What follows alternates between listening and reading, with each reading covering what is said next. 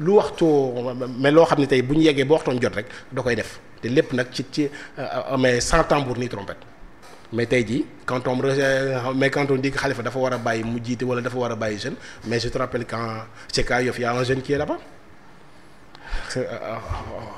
mais c'est un jeune qui est là-bas tu vas c'est à Grand Yoff c'est un jeune qui est là-bas tu vas c'est à Djiddah Thiaroye Kaw y a Mor Talla c'est xam nga man fi may waxee c'est tous des jeunes qui sont là-bas. waaw mais xam nga man qu'est-ce qu'on reproche. waaw mais xam nga man tey fi may waxee. mooy tey. ñun ñëpp gis nañ Khalifa Sall amoon na fi ay jamono mu amoon fi ay jafe-jafe ci politique bi. waaw et maanaam fu ñu tuddee Khalifa Sall. Barthélémy Dias mooy taxaw en ligne de mire. waaw mu ànd koog ay militants. non Barthélémy Dias en tout cas mooy taxaw en ligne de mire les militants. Barthélémy Dias day dem plateau télé sax toog. waaw lépp li mu fay def. c'est pour défendre Khalifa Sall. je suis d'accord. képp ku tooñ Khalifa Sall. waaw moom mooy taxaw mu défendre ko. waaw tey bu ñu gisee moom mu nekk ci ay tolof-tolof nekk ci ay jafe-jafe. waaw ñu gis taxaw bu Khalifa Sall waroon taxaw ñun ñu gis ne parce que le constat aussi du man maa ko def mais ñi ko def dafa bëri parce que yow mii ci boppam nee nga ne dégg nga ñu bëri di ko wax. waaw tey ba mu jaral tey Khalifa Barthélémy Dias génn tey taxaw. kon loolu moo ko génne mais kon loolu moo ko génne looloo ko génne foofu damay laajte rek ndegam looloo ko génne biir taxaw. si yow soo xamee lu ko génnee te du lool. nga non wax non damay laajte rek comme vous dites que ni naka la mooy li ma la waxaat encore c'est une fois de plus le maire Barthélémy Dias am na personnalité am. ndaanaan la kay. am na sa façon de faire. ndaanaan la. mu fekk fe. moom mu fekk fe beneen ndaanaan. bi nga xam ne moo samp ndaanaan yi. moo tax dafa ndànk rek mais ndaanaan la. ndaanaan bi nga dafa dem retraite. non mukk. il est toujours là et encore c'est une fois c'est lui qui sera bu ñu yàlla mayee bakkan. may ñu wér. moom mooy nekk suñu candidat bu soobee yàlla c'est en 2019 élection présidentielle. waaw moom mooy nekk loolu est-ce que du yàq carte aussi. c'est lu tax lu mu yàq carte. ban carte la yàq. Khalifa Sall. waaw ban carte la yàq. Khalifa Sall est-ce que dina am l'instant yi ñu koy voter. c'est pourquoi. c'est pour la. non Khalifa Sall yow dem na guerre yëpp amul ndam de. déedéet non bu la dem na guerre yëpp amul ndam. ban guerre la dem. Khalifa Sall benn kii la dem naka la ñu mooy présidentielle yi passé. amul ndam et on sait que ni naka la les présidentielles yii nii mais ñun ñëpp xam nañ ci nu mu demee c'est pas des présidentielles en fait. c'est pas une mais même yéen. élection même yéen ñu nekk taxaw. waaw xam ngeen. ñun maanaam tey. waaw maanaam bu ñu doon wax le cordon ombilical. de taxaw. waaw Barthélémy Dias. un porteur dit que le cordon ombilical mooy Barthélémy Dias là je comprends pas. maanaam tey bu ñu nee kër. waaw kër. ñu ne lan moo ko téye ñu ne fondement bi. waaw mais xam nañ ne Barthélémy Dias moo non nekkoon je suis désolé là nag moom je suis désolé le fondement de Taxawu Sénégal c'est Khalifa Ababacar Sall le fondement de Taxawu Sénégal c'est Khalifa Ababacar Sall. fondement bu màgget kër gi day. non mukk jaar na màggatul mi ngi ne cooc en bonne santé di dem di def ay liggéeyam di def ay consultations ñu koy woo c'est à travers l'Afrique c'est ak le monde muy dem di liggéey ñu koy gis c'est mu nekk c'est vrai que ni gars yi yàgg nañu ko gis sur le terrain politique mais ça veut pas dire qu'il est parti en retraite le fondement de Taxawu l'acier de Taxawu l'aimant de Taxawu c'est Khalifa Ababacar Sall tey jii kenn ku nekk ñoom c'est de par sa générosité kenn ku nekk tey ñi génn Taxawu ñëpp tous tant qu'ils sont c'est en toute franchise bu ñu nekkee tey li ñu doon c'est de par sa générosité moo leen accompagner moo leen gunge moo leen def ak c'est à 90% tey ñoom lañ doon ñoom ñëpp nag sans exception ak 90% mais ñoom kenn ku ci nekk ci la nga doon ci yàlla mais yàlla may de Khalifa Ababacar Sall ci biir tey jii moom mi ngi fi moo fi ne mi ngi structuré waat Taxawu mi ngi réorganisé waat Taxawu gars yi ñu ngi kenn ku ne mi ngi def liggéey bu mucc ayib ñu ngi compter waat suñu bopp di monter waat suñuy comité sous la direction de Saliou Sarr lui c'est qui fait le job c'est lui le coordonnateur moom moo jiite le comité gars yaa ngi liggéey c'est à travers naka lañ jox tout le Sénégal il y a Aïda Fall qui représente le réseau des enseignants c'est à Saint-Louis il y a Moustapha Dieng qui est à Koumpentoum il y a Mor Talla qui est à Djiddah Thiaroye Kaw il y a Bassirou Samb c'est au niveau des jeunes il y a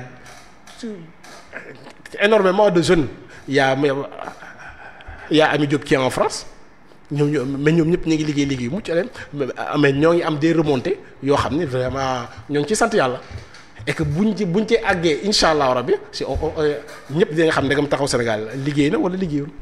incha allah rabbi. yàlla nañ ci yàlla ak bu soobee yàlla incha allah rabbi ci kàttanu borom la. ndax moom Khalifa gaa ñëpp nee nañ vraiment. waaw dafa waroon vraiment jël deuxième place rek jox baax. deuxième place mais non man je comprends pas pourquoi ñu bëgg naka la ya. ñu bëgg a yóbbu Khalifa retraite waaw ñu bëgg waaye alors que lui nekkul à la retraite. parce que dañu gis ne ñi nekk fii tey. ñi nekk fan ñam jiite réew mi tey. waaw ñoom. seen génération mooy génération Barthélémy Dias. parce que ñoom safara gën a ci moom. bu ne ci ñoom. xam nañ ne moom moo nekk ci Barthélémy Dias. mais léegi safara googu. bu dee Khalifa moo ko nar a fay gars yi am ñu ci yaakaar aussi. waaw non c'est non dafa naa tey ñu jiite réew bi nii. à l'heure actuelle. ñu ne xaw ma si ay jeunes.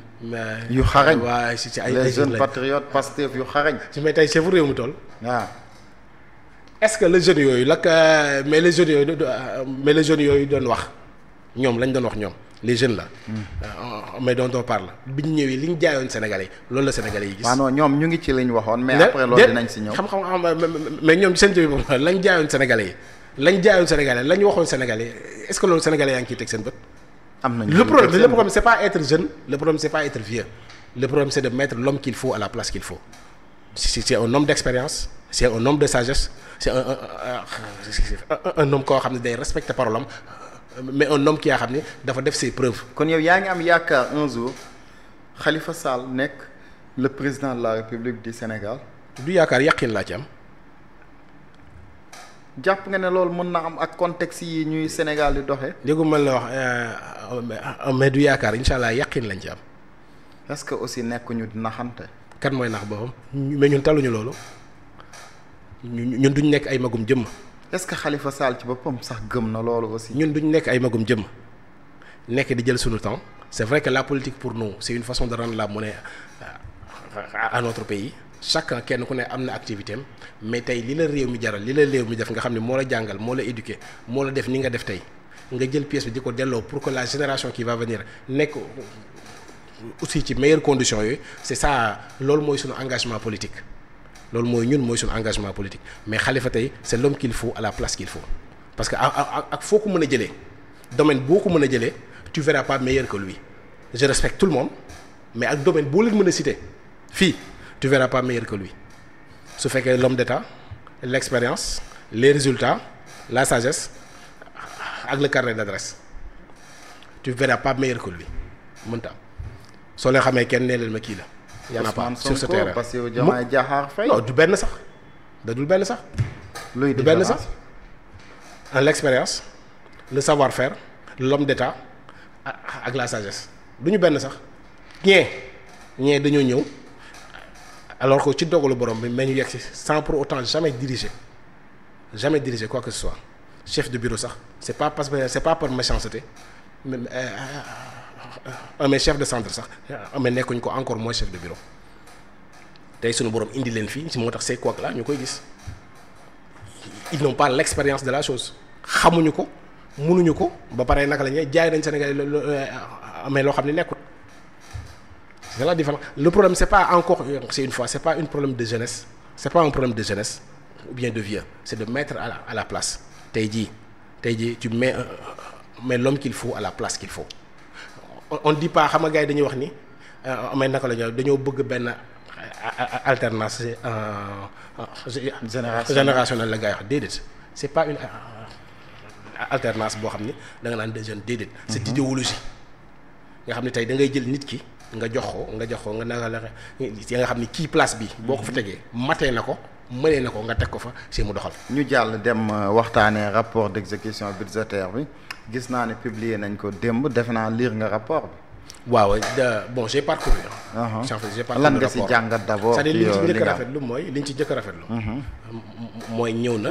bi ñu paree ñoom ñëw na 30 mais je pense 40 jours. comme ça loolu ñëw na. kon su beneen yoon tee kon jàpp nañ ni que li ñu waxoon quand on a amee tiré sur la sonnette d'alarme c'est moo waral lii. mais dafa am loo xam ne dafa am ci loo xam ne ni dafa mel ni ñu ko tëggaatee. wala ni ñu ko bindee dafa xaw a wuuteeg yeneen yi. c'est-à-dire fii nii tey jii doo mën a xam. doo mën a xam fii tey ne amee ci trimestre bi la présidence consommé ne lii. primature consommé ne lii les institutions maanaam li ñu consommé kooku doo ko mën a xam. kooku mooy benn dafa mel dañ ko boole yépp nekk benn qu'est-ce que mais lu ñu ciy nëbb foofu derrière on ne sait pas or que la loi la transparence je voudrais que chaque institution nga wax moom lan la consommé. mooy benn ñaaree on a remarqué que la masse salariale dafa yokk de 3,3%. fan la yokkee bëgg nañ ko xam. sincèrement qu'on nous dise que fan la yokkee. te loolu préciser wuñ ko ci rapport. non fan la yokkee xamuñ ko. je pense que ça tourne autour de est-ce que c'est pas une vingtaine de milliards. oui. fan la yokkee. là c'est pas parce que sànq maa ngi dégg monsieur le ministre Malick Ndour naan na ngeen fexe bu la ñuy wax recrutement des enseignants. parce que ñooñu signé guñu sax foofu. léegi loolu tamit la masse salariale explose au moment où le gouvernement justifie son inaction par l'absence de marge budgétaire. voilà léegi tamit bu ñu ñëwee tamit mais xam nga saa yu chaque fois. dafay am ay prévisions ci budgétaire. effectivement waa des provisions de recettes. tey jii les plus-values. et les moins-values mais kenn bindaluñu ko fii. xamuñu ci li ñu waxoon ni moom la ñuy recouvrer ñaata lañ ci recouvrer ak ñaata moo des. ak lan moo tax li des. la justification de ces naka la ci MERES loolu. mais loolu xamuñu ko kon ci rapport là ba tey dafa des opacité c'est pas clair dans la tête des gens là où ñuy woote lu jubal avec la transparence nous on aimerait que yooyu ñu leeral ko bu baax a baax mais et puis tamit boo ci xoolee c'est en termes d'investissement c'est encore trop faible. c'est par rapport ak li ñu ci jot c'est encore trop faible moo tax toujours damay wax ne c'est toujours l'absence de tableau de bord ba nga xam ne soo ko amul.